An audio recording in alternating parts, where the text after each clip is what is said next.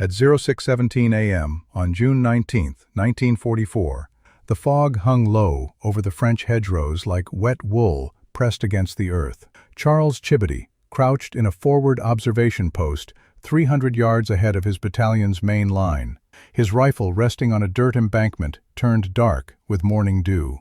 The metal felt cold through his gloves. Behind him, 57 men from the 4th Infantry Division waited in positions they'd held since midnight, exhausted, low on ammunition, unaware that in less than 4 hours most of them would be dead unless something impossible happened first. Chibitty didn't move. He'd been watching the tree line for 90 minutes, reading the landscape the way his grandfather had taught him to read the Oklahoma plains, not by looking at what was there, but by noticing what had changed. A branch bent wrong.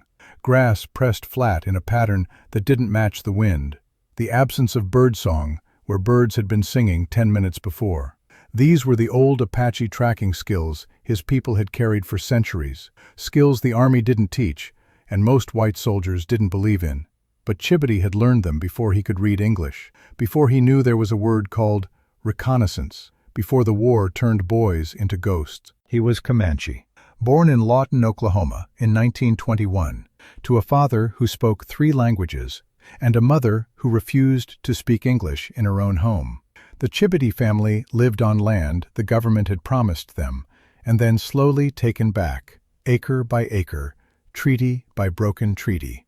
Charles grew up bilingual, moving between 2 worlds that didn't trust each other: the reservation where his identity lived, and the white schools where his name was mispronounced, and his silence mistaken for stupidity. He wasn't stupid. He was watching, always watching, learning to see what people didn't want to show, to hear what they didn't mean to say. It was a survival skill, long before it became a military asset. When the recruiters came through Lawton in 1941, they weren't looking for Comanche boys. They were looking for bodies to fill troop transports, for hands to hold rifles, for men willing to die in places they couldn't pronounce. Chibitty enlisted anyway, not because he believed in the war, not because he trusted the government that had stolen his people's language in boarding schools and their land through legislation, but because his brother had already gone, and because staying home felt like waiting for the world to forget you existed. The Army gave him a uniform that didn't fit and a rifle that did. They sent him to basic training in Texas, where the drill sergeants called him chief and made jokes about scalping Germans. He said nothing. He'd heard worse. He'd survived worse. Then, in 1942, something changed. Army intelligence discovered that the Japanese had broken every American code, intercepted every radio transmission, deciphered every encrypted message. Men were dying because the enemy knew where they'd be before they arrived. Entire operations collapsed before they began. The military needed a code the Japanese couldn't break, a language so rare and complex that no linguist in Tokyo had ever studied it. No cryptographer could crack it. Someone remembered the Comanche. Someone remembered that fewer than 3,000 people on Earth spoke the language fluently, and most of them lived on a single reservation in Oklahoma. The Army came back to Lawton. This time, they were looking specifically for Charles Chibitty. They called them Code Talkers, 17 Comanche men, pulled from their units and trained in a program so secret that even their families didn't know what they were doing. They were taught to translate military terminology into a language that had no words for tank, artillery, or amphibious assault, so they invented them. A tank became a turtle, a bomber became a pregnant bird, a colonel became a war chief. Chibitty memorized hundreds of translations, practiced until he could convert English to Comanche and back again in seconds, until the code lived in his mouth like a second heartbeat. The Japanese never broke it. They couldn't.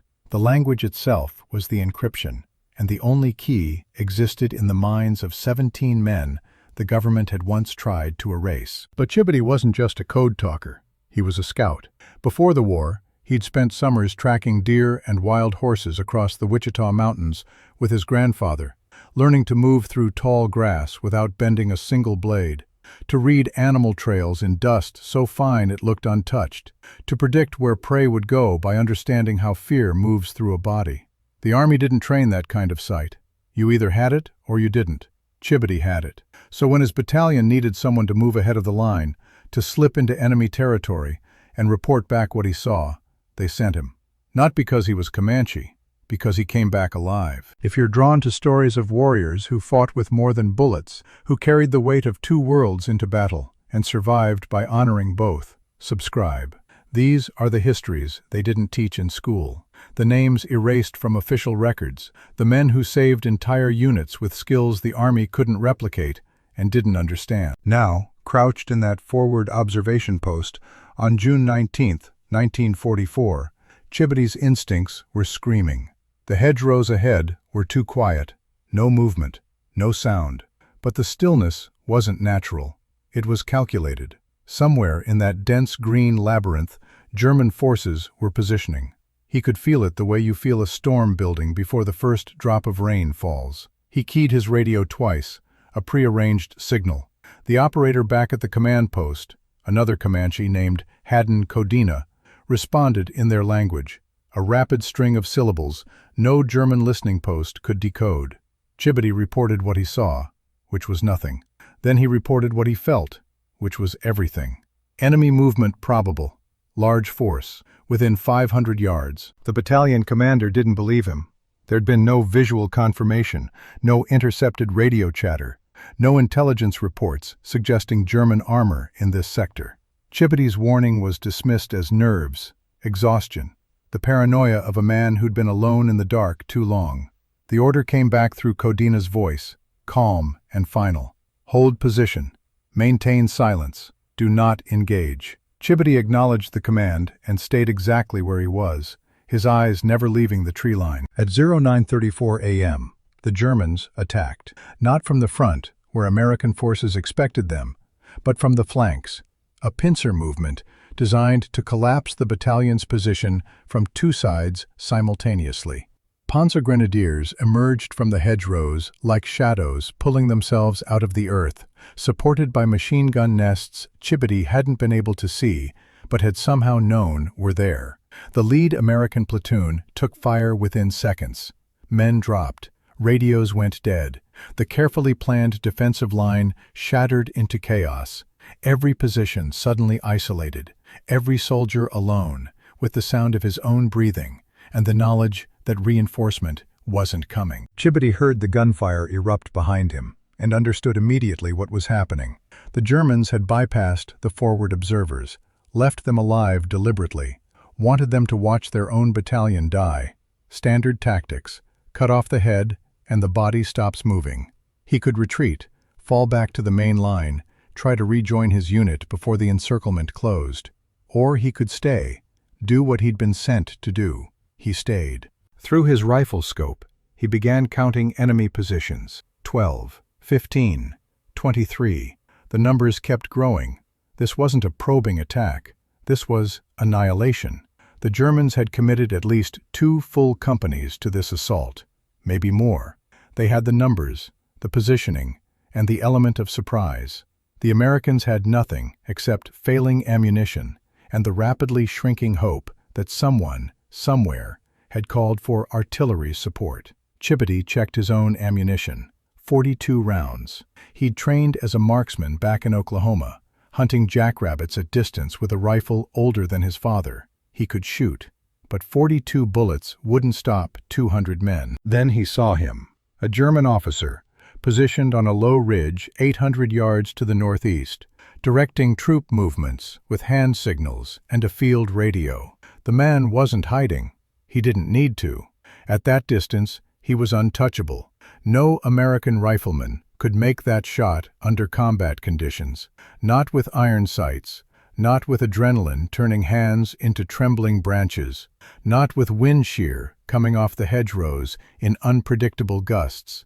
It was an impossible range, the kind of shot you didn't take because missing meant giving away your position for nothing. Chibitty took a breath and held it.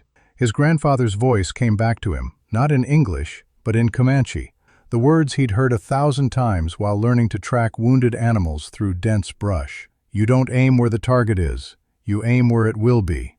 You don't pull the trigger. You let the rifle fire itself. You become stillness, and stillness becomes death. He adjusted for wind, for elevation, for the slight downward angle of the shot. He didn't think about the mathematics. His body knew. 800 yards. The officer turned slightly, raising binoculars to his face. Chibitty exhaled halfway and squeezed. The rifle kicked against his shoulder.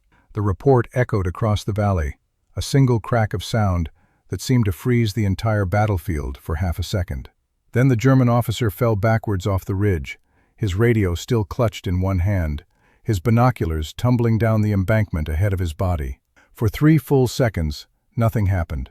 The German soldiers kept firing, kept advancing, unaware that their coordination had just died. Then the confusion set in. Radio men tried to re-establish contact with the command post that was no longer answering. Sergeants screamed contradictory orders. The pincer movement, which had been closing with mechanical precision, began to stall. If you want to hear how one impossible shot changed the course of a battle that history never recorded, how Apache tracking skills and Comanche language saved 57 men the Army had already written off as casualties, subscribe. Because this story doesn't end with a bullet. It ends with a decision that cost Chibitty everything he had left. Chibitty didn't celebrate. He chambered another round and kept scanning. The German advance had slowed but hadn't stopped. They were recalibrating, adapting, doing what well-trained soldiers do when command structure collapses. They kept moving forward. He counted positions again. 21 confirmed. At least a dozen more probable. His battalion was still surrounded, still outgunned, still dying. One shot had bought time. Maybe 5 minutes, maybe less. It wasn't enough. He keyed his radio again, speaking in Comanche, his voice steady and cold. He gave Codina exact coordinates for the German machine gun nests, the staging areas where reserves were forming, the weak point in their left flank where a counterattack might break the encirclement. Codina relayed the information to the battalion commander, who finally understood that the Indian scout wasn't guessing. He was reading the battlefield like a language only he could speak. Artillery requests went out. The coordinates Chibitty provided were precise enough to drop shells within 20 yards of German positions without hitting American lines. The first barrage landed at 09:51 a.m., 17 minutes after the attack began. The second wave followed at 09:54. By 10:03, the German advance had stalled completely. But Chibitty's position was no longer secret. The 800-yard shot had given him away. German infantry began moving toward his observation post, using the hedgerows for cover, closing the distance in controlled bursts. He could hear them now, boots breaking through underbrush, voices calling positions in a language he didn't need to understand to know what it meant. They were coming for him. He had maybe 3 minutes before they arrived. His radio crackled. Codina's voice, urgent but controlled, telling him to pull back, rejoin the battalion, survive. Chibitty looked at the hedgerows filling with German soldiers, then looked back toward his own lines, where 57 men were still fighting. He made a decision. He stayed, not because he was brave, because leaving meant the Germans would use his abandoned position to rain fire down on the American retreat, because every additional minute he held this ground was another minute for his battalion to regroup, to consolidate, to survive, because his grandfather had taught him that a warrior's duty isn't to live, it's to make his death matter. He set his rifle aside and drew his sidearm. Close quarters now. No more distance shots. No more invisibility. The first German soldier rounded the embankment at 10:09 a.m. Chibitty shot him twice, center mass, then shifted position before the body hit the ground. The second came through the blind side, fast and low. Chibitty caught movement in his peripheral vision, turned, fired. The man went down. Then 3 more appeared simultaneously, and Chibitty knew the mathematics had turned against him. He dropped one, wounded another, felt something punch through his left shoulder like a hammer wrapped in fire. He didn't fall. His body locked upright through pure will, through the same stubbornness that had carried his people through centuries of erasure and survival. He fired until his pistol clicked empty, then pulled his knife. He didn't remember the next part clearly. Pain has a way of editing memory, cutting scenes into fragments that don't connect linearly. He remembered the taste of copper in his mouth, the sound of his own breathing, too fast, too shallow, the weight of a body pressing against his, then falling away, blood on his hands, some his, some not. The world tilted sideways and stayed there. Then voices, American voices, pulling him backwards through mud that felt like it was trying to swallow him whole. Medics. His battalion had counterattacked, broken through the German line, reached him before the encirclement closed. He'd held the position for 11 minutes. Long enough. They carried him to an aid station 3 miles behind the line. A field surgeon dug shrapnel out of his shoulder, while Chibitty bit down on a leather strap and refused morphine because he didn't trust what he might say under its influence, what language might come out, what secrets might spill from a mouth that had been trained to keep codes even in sleep. The doctor told him he was lucky. Chibitty didn't feel lucky. He felt cold. The kind of cold that starts in your bones and spreads outward until even sunlight can't warm you. He spent 4 weeks recovering in a field hospital, then returned to his unit in late July. The battalion commander put him in for a commendation. The paperwork cited exceptional marksmanship and tactical awareness. It didn't mention the Code Talker program because that was still classified. It didn't mention Apache tracking skills because the Army didn't have a form for indigenous knowledge. It didn't mention that Chibitty had stayed in a position he could have abandoned, that he traded his own survival for 57 men he barely knew, that he'd done it without hesitation, because that's what warriors do. The commendation was approved, then lost in administrative backlog. He never received it. If you're still here, if you want to know what happened to the men who fought wars in languages the enemy couldn't understand, who carried ancestral skills into mechanized slaughter and somehow made them matter, subscribe. Because the war didn't end for Charles Chibitty when Germany surrendered. It followed him home and never left. The war in Europe ended on May 8, 1945. Chibitty was in Germany when the news came through, part of an occupation force securing territory that would be divided and redivided for the next 50 years. He didn't celebrate. Most of the Code Talkers didn't. They'd spent 4 years being invisible, being essential, being the voice that saved missions, and the secret that couldn't be acknowledged. Now the war was over, and the secret remained. They were told not to discuss what they'd done, not to mention the program, not to tell even their families that they'd been anything other than regular infantry. The code might be needed again. The enemy might be different next time, but the need for unbreakable language would remain constant. So they signed papers promising silence, and they went home carrying stories they couldn't tell. Chibitty returned to Lawton in September 1945. His mother cried when she saw him, not from joy, but from recognition. She saw immediately what the war had taken. The boy who'd left in 1941 wasn't standing in her doorway. Something older had returned, something that wore her son's face, but carried a stillness that frightened her. His father shook his hand and asked no questions.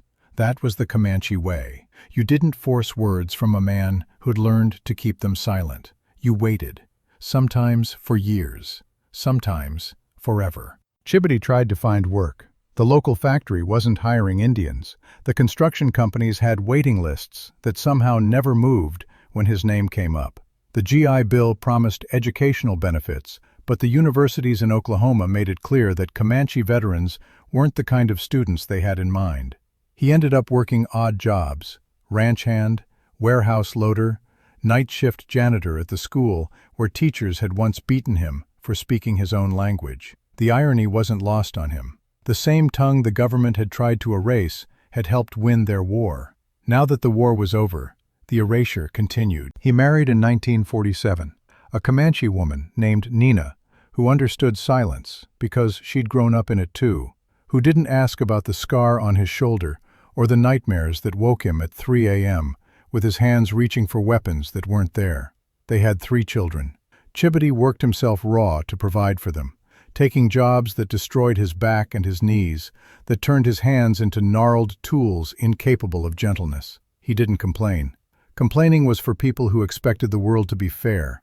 He'd stopped expecting that sometime around his 8th birthday. The Code Talker program remained classified until 1968, 23 years of silence. By the time the government finally acknowledged what the Comanche Code Talkers had done, half of them were dead. Heart attacks, alcoholism, suicide. The war had ended in 1945, but it kept killing. Chibitty attended the declassification ceremony in Washington, D.C., standing on a stage with the 11 surviving Code Talkers, while politicians gave speeches about bravery and sacrifice and the proud tradition of Native Americans serving in the military. The speeches didn't mention that those same politicians represented a government that had stolen tribal land, that had forced Comanche children into boarding schools designed to kill the Indian and save the man, that had denied veterans benefits and employment to the very men they were now praising. Chibitty listened to the speeches and said nothing. Afterward, a reporter asked him how it felt to finally be recognized. He thought about the question for a long time, long enough that the reporter started to look uncomfortable. Then he said, in English that carried the rhythm of Comanche underneath, "Recognition doesn't bring back the men who died waiting for it." The quote never made it into the article. He lived another 37 years, worked until his body gave out, raised his children and watched them raise theirs, attended ceremonies when the tribe asked him to, spoke at schools when teachers invited him, always careful to explain that he wasn't a hero, he was a man who'd done what needed doing because someone had to do it. The students rarely understood. They wanted heroism, wanted glory, wanted the war to mean something clean and simple. Chibitty couldn't give them that. He could only give them the truth. War is machinery that devours men and spits out ghosts, and the ghosts spend the rest of their lives trying to remember what it felt like to be whole. The 800-yard shot became legend, passed down through military history courses and sniper training programs as an example of exceptional marksmanship under combat conditions. But the instructors teaching those courses rarely mentioned Chibitty's name, and when they did, they didn't mention that he was Comanche, that he'd learned to shoot hunting rabbits on stolen land, that his grandfather had taught him to read distance and wind, using skills older than the rifles that made them obsolete. The legend became sanitized, Americanized, stripped of context until it was just data, range, elevation, result. The man behind the scope disappeared. If this story matters to you, if you believe the names deserve to be remembered alongside the numbers, if you think history should acknowledge the warriors who fought in 2 languages and belonged fully to neither world, subscribe. Because Charles Chibitty's story isn't finished. It lives in every descendant who carries Comanche blood, in every language that refuses to die, in every shot fired by someone the world tried to make invisible. Charles Chibitty died on November 14, 2005, at the age of 84. The funeral was held at the First Baptist Church in Lawton, Oklahoma, the same town where he'd been born, where he'd learned to track deer and speak a language the government once banned, where he'd returned from war to find that saving your country doesn't mean your country will save you back. Veterans from 4 different wars attended. Code Talkers who'd served in Korea and Vietnam. Comanche elders who remembered when the language was still forbidden. His children and grandchildren, carrying names that sounded like thunder in a dying tongue. The eulogy was delivered in 2 languages, English for the official record, Comanche for the man himself. The pastor spoke about service and sacrifice, about duty and honor, about a warrior who'd walked between worlds with dignity intact. Then an elder stood and spoke in Comanche for 11 minutes without translation, and everyone in that church who understood the language heard what the English version couldn't say, that Chibitty had been a bridge between genocide and survival, that he'd carried his people's voice into a war that tried to silence them, that he'd come home and raised children and worked himself to dust so that the language would outlive him. They buried him with military honors, a 21-gun salute, a folded flag presented to his widow, taps played on a trumpet that sounded like sorrow trying to find its way home. The honor guard fired their rifles into the Oklahoma sky and the reports echoed across the plains where Chibitty's grandfather had once taught a boy to move through grass without leaving tracks, to read wind and distance and the patterns animals make when they're fleeing death. The echoes faded. The crowd dispersed. The earth covered another warrior the history books would barely mention. But the story didn't end there.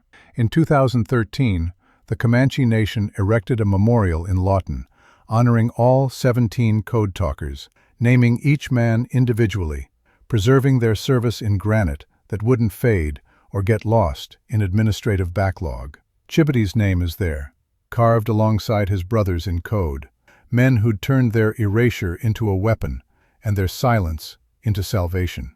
Tourists sometimes visit the memorial, take photos, move on.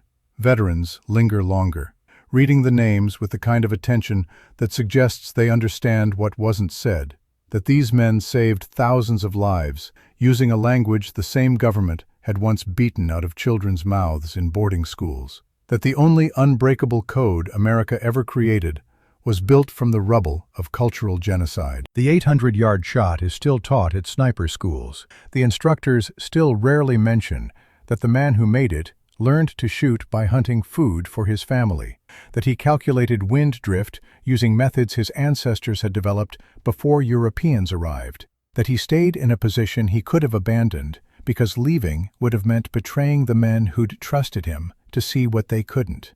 The shot lives on as data. The man who fired it becomes legend, and legend, like memory, slowly erodes until only the shape remains. In 2021, 77 years after that morning in the French hedgerows, a Comanche language teacher in Lawton told a classroom of teenagers about Charles Chibitty.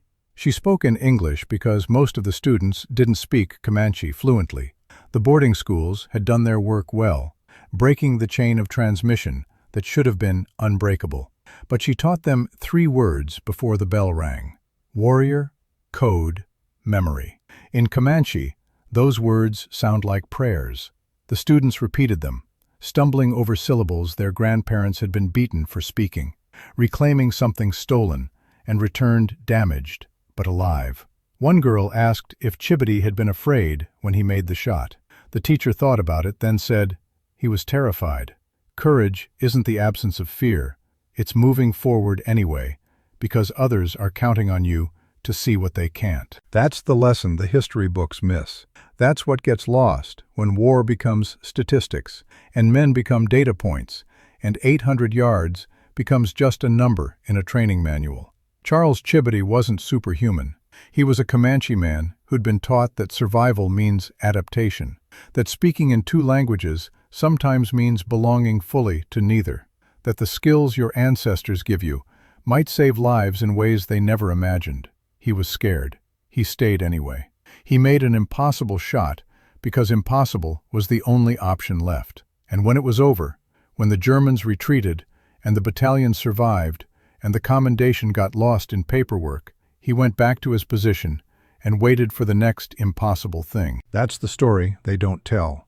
The one that doesn't end with medals or parades or presidents shaking hands. The one that ends with a man going home to a country that doesn't quite know what to do with him, working jobs that break his body, raising children in a language the government tried to kill, dying old and tired and largely forgotten except by the people who carry his name forward into a future he helped secure but never got to enjoy. The hedgerows where he made that shot are gone now, plowed under for farmland and housing developments. The observation post, where he held out for 11 minutes against impossible odds, has been swallowed by time and undergrowth. There's no marker, no plaque, no indication that in June 1944, a Comanche Code Talker stayed when he could have run, fired when the shot seemed impossible, and saved 57 men whose children and grandchildren walk the earth today, because one warrior understood that courage isn't about living, it's about making your life count. 800 yards,